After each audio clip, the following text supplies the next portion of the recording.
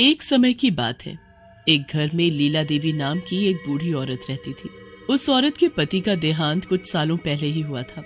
लीला देवी के 3 बेटे और बहू थे। सबसे बड़े बेटे का नाम हरीश, उससे छोटे बेटे का नाम रवि और सबसे छोटे बेटे का नाम आकाश था। हरीश की बीवी हेमलता पूरा दिन बस घर के कामों में और अपनी सास की सेवा में लगी रहती थी। रवि की बीवी राधा बड़ी ही घुमक्कड़ और फैशनेबल औरत थी और कभी घर में टिकती ही नहीं थी। सबसे छोटे बेटे आकाश की बीवी हर वक्त लैपटॉप पर लगी रहती थी। एक दिन लीला देवी सुबह सुबह नहा धोकर मंदिर में पूजा करने जाती हैं। आ गए तुम सब, पर ये राधा और आरती कहाँ हैं? माँ जी, वो राधा तो पार्क गई है और आरती देर रात तक काम कर रही थी इसलिए सो रही है। हे भगवान, मैं क्या करूँ इन दोनों का। अरे कम से कम पूजा के वक्त तो सारा परिवार इकट्ठा हो ही सकता है, पर नहीं, एक को घूमने का बहाना चाहिए तो एक काम का बहाना बनाकर सुबह देर तक सोती रहती है। मेरी तो किस्मत ही फूट गई है जो मैं ऐसी बहुएं घर में ले आई।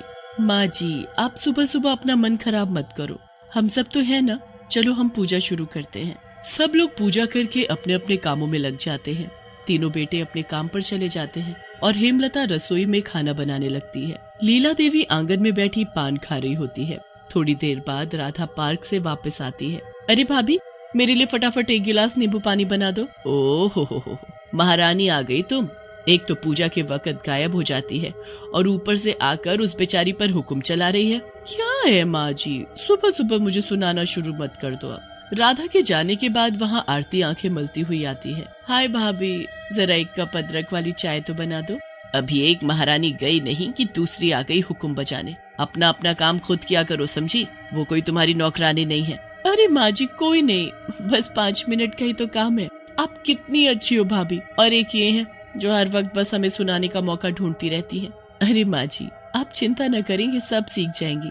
अभी बचपना है बस, और कुछ नहीं। राधा और आरती का हमेशा वही रवैया रहता था। वो हेमलता के सीधेपन का हमेशा फायदा उठाती और उसी से सारा काम करवाती थी। एक दिन जब घर पर तीनों बेटों में से कोई नहीं होता, तब लीला देवी की तबीयत बड़ी खराब हो जाती है। कोई बचाओ, मेरी तबीयत ठीक नहीं लग रही, कोई जल्दी आओ। लीला देवी की आवाज सुनकर राधा बाहर आकर देखती है और फिर वापस जाकर अपनी देवरानी आरती से बोलती है। अरे ये बुढ़िया क्यों चिल्ला रही है, जरा देखो तो। मुझे थोड़ी बुला रही है जो मैं जाऊँ? ऐसे तो वो मेरा भी नाम नहीं ले रही है, तो मैं भी क्यों जाऊँ? अरे छोड़ो ना, हम अपनी मूवी देखते हैं। इनका तो काम ही है हर वक्त हमें परेशान करना। ये तो चाहती ही नहीं कि हम 2 मिनट भी आराम कर ले। लीला देवी जमीन पर गिर जाती है। अब तो उनकी आवाज भी निकलनी बंद हो जाती है, पर दोनों में से कोई भी बहू नीचे नहीं आती। काफी देर बाद जब हेमलता बाजार से सब्जी लेकर घर आती है तो अपनी सास को जमीन पर पड़ा देख उसकी चीख निकल जाती है।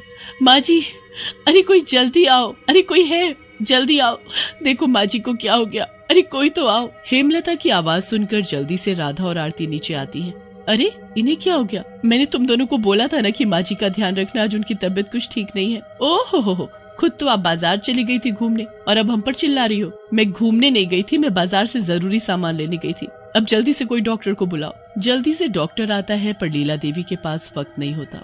वो जाते जाते अपने गहने और घर के कागज हेमलता को दे जाती है। हेमलता बहुत रोती है, पर राधा और आरती को कोई फर्क नहीं पड़ रहा होता। लीला देवी के मरने पर हेमलता बिल्कुल अकेली पड़ जाती है, पर राधा और आरती को तो बड़ी ही खुशी हो रही होती है। उनके पति भी उनसे इतना डरते हैं कि उन्हें कुछ नहीं कह पाते। एक रात राधा पानी पीकर अपने कमरे में वापस जा रही होती है तो देखती है कि आंगन में कुर्सी पर बैठकर कोई पान खा रहा है। इस कुर्सी पर तो वो बुढ़िया बैठती थी, तो फिर इस वक्त यहाँ ये कौन हो सकता है? कहीं उनका भूत तो नहीं?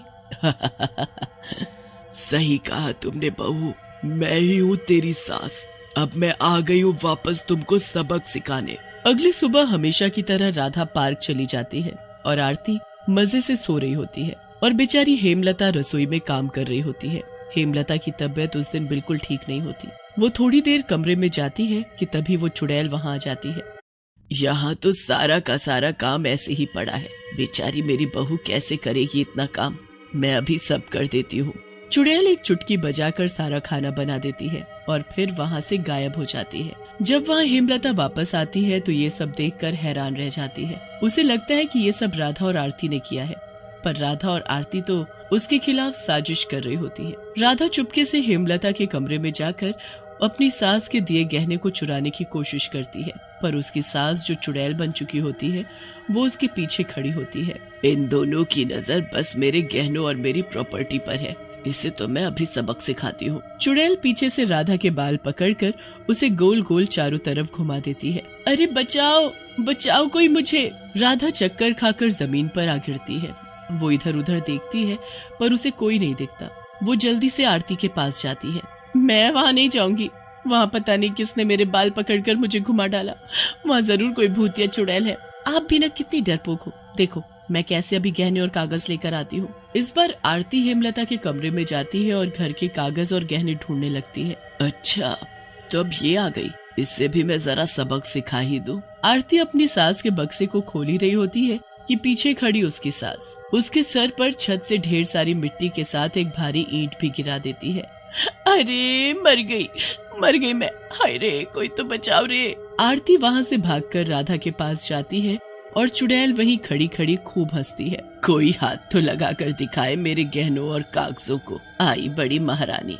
राधा और आरती आपस में एक दिन बात करने लगती है कि कैसे गहने और घर के कागजों को हेमलता से चुराया जाए। एक काम करते हैं, इस हेमलता को ही ठिकाने लगा देते हैं, तभी इस घर के कागज और गहने हमारे हाथ लगेंगे। पर हम ऐसा करेंगे कैसे? आज रात को हम उसके खाने में जहर मिला देते हैं। नहीं, ये ठीक नहीं है।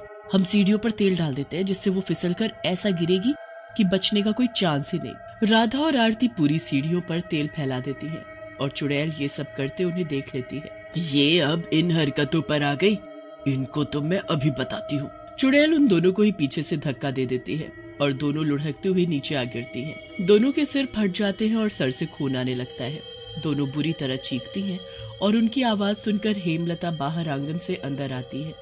हे भगवान, ये क्या हो गया? वो दोनों को जल्दी से हॉस्पिटल लेकर जाती है। डॉक्टर इलाज के लिए पूरे 20 लाख रुपए मांगता है। हेमलता अपनी सास के दिए सारे गहने बेचकर 20 लाख रुपए इकट्ठा करके हॉस्पिटल में जमा करवा देती है। राधा और आरती ठीक होकर घर आ जाती हैं और उनके आने की खुशी में हेमलता घर में पूजा रखवाती है। पूजा के शुरू होते ही लीला देवी की कुर्सी जोर जोर से हिलने लगती है और तेज हवाएं चलने लगती हैं। हे भगवान, ये क्या हो रहा है? लगता है इस घर में कोई भूत चुड़ैल है। तुमने सही कहा, बिल्कुल इस घर में किसी का साया घूम रहा है। पंडित जी मंत्र पढ़ना शुरू करते हैं और मंत्रों की ताकत से लीला देवी चुड़ैल के रूप में प्रकट हो जाती हैं। कौन है तू? क्यों इन बच्चों को परेशान कर रही है? मैं इनकी सास हूँ लीला देवी।